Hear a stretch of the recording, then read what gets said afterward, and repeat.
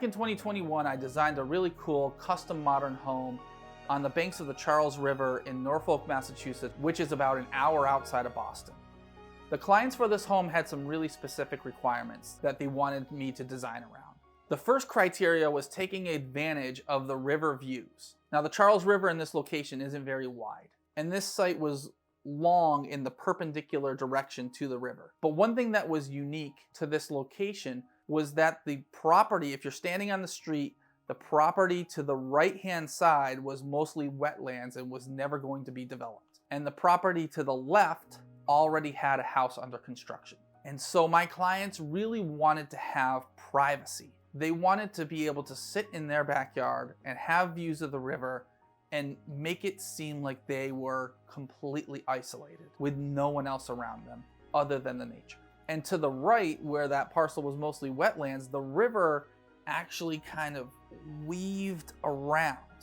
And so when you were standing on my client's land, the view was not straight perpendicular to the river, but it was almost diagonal to the right. That gave you a long view down the river rather than a short view of just across the river. So from a site design standpoint, what I wanted to do is create a pivot point where you enter into the site and you come to this pivot moment where all of your views are going to be directed to that diagonal right side.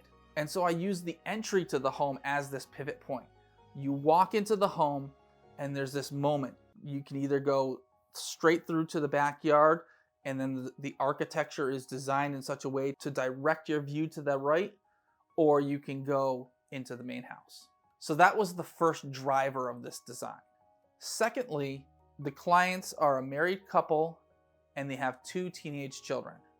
They want the teenage children to be able to have friends over and to have their own space where they can hang out and make noise and not bother the rest of the family. And then the husband and wife wanted an area that was completely separate and quiet and sort of pulled away from the main house. They wanted to be able to retreat to their own area and read a book or watch a movie and just have their own quiet space. So to create that, I used that pivot point of the site entry and I pulled the primary suite away from the building. I slipped it out of the main volume. And the main volume of the house has a form that slopes up towards the river with windows at the end facing the river and turned around the side. And so as you enter into the house, you enter into this lower volume. And as you walk through, the interior volume just expands, not only expanding in height, but expanding in views and natural light.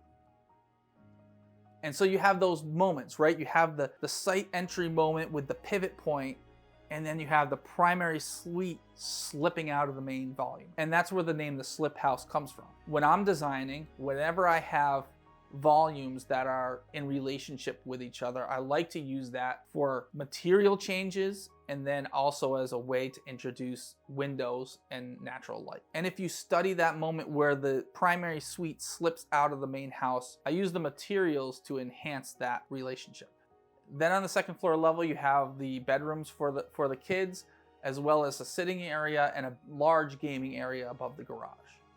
The third criteria, which we designed around, is based upon how the family is going to live in the home. So one of their routines is they have large family gatherings every Sunday afternoon.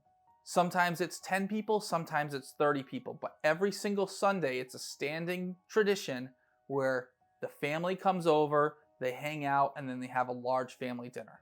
So thinking of that entry point, the pivot point which directs your view out to the pool and out to the river, and the primary suite slipping out of the main volume, I use that moment to extend the kitchen out the other side. That further enhances that slipping motion, but it also creates a large floor area that can be used for additional tables or maybe banquettes on rolling wheels that can be rolled into place when the family has those large gatherings. And so having that space and that ability to have extra tables and extra serving area for the food becomes really important and something that we designed around. In the end, it was a really cool modern design and the client loved it. I hope you've enjoyed learning about how I came up with the design of the Slip House. Thank you.